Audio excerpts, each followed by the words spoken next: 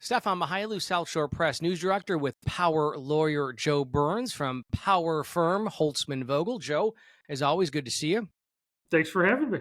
Now, you know election law like the back of your hand. You help write portions of it. You were the former counsel to the New York State Board of Elections. So I just want to get your opinion first, just your reaction to the proposed legislation put forth by Democrats in New York State that basically kicks the can and delays special elections to the point where there may be an election for Congress and state Senate up until November and not right away as it should be by law. Yeah, it's pretty shocking. The word leaked out 2 weeks ago that the Dems in the state legislature were looking to change this process.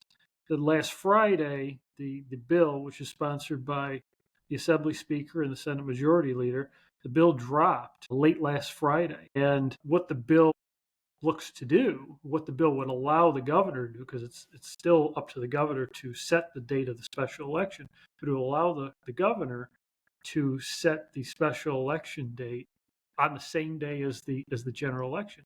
As it stands right now, for instance, a race for Congress, a special election to fill a vacancy in Congress would have to be called by the governor within 10 days of the vacancy, and then set for 70 to 80 days from the governor's proclamation. That alters that process. It now gives the governor 15 days from a vacancy, but it gives the governor the ability to set the special election as late as the general election. Let's call a spade, Elise Stefanik, she's going to be the UN ambassador for Donald Trump. There's going to be a Republican vacancy, and there's a razor-thin majority right now of the GOP in Congress. So isn't this just a way for Democrats to not fill that seat and thus lower the Republican majority in the House? That's exactly what the idea is, and it's been reported now that Minority Leader Hakeem Jeffries was the driving force behind this effort. And I think it's pretty obvious. I think you hit the nail on the head. There's a very narrow Republican majority right now, including some vacancies from members who have left to go to the administration. It's a razor thin majority. This district, first district, has gotten very Republican in recent years. Essentially impossible, I think, at this point for a Democrat to prevail. But I think Jeffries and others are thinking that they will count it as a win, just leaving this seat vacant until November. And look, we understand we're in the political world and people will play politics. But what you're going to have is 750,000 people unrepresented in Congress, not able to have a voice in all the great debates that are happening, not able to have somebody to represent their interests, not able to have somebody do some of the basics that a member of Congress would do.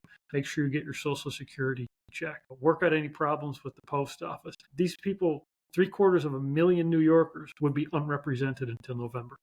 And isn't that the true threat to democracy? Because we hear those on the left side of the spectrum say January 6th, threat to democracy. I disagree. A horrible event, but it wasn't a true threat to democracy. It didn't impact the democratic process. In my opinion, and Joe, I'd like you to opine on this, isn't this a true threat to democracy by basically forcing the seat to remain open, not having representation for pure political reasons, just to stop a Republican from getting that seat? It's certainly pretty disgusting, and I would suggest everybody take a look at the actual language of the U.S. Constitution. The U.S. Constitution commands, in Article 1 of the U.S. Constitution, a state's executive authority, the governor, is commanded to call special elections to fill vacancies in Congress.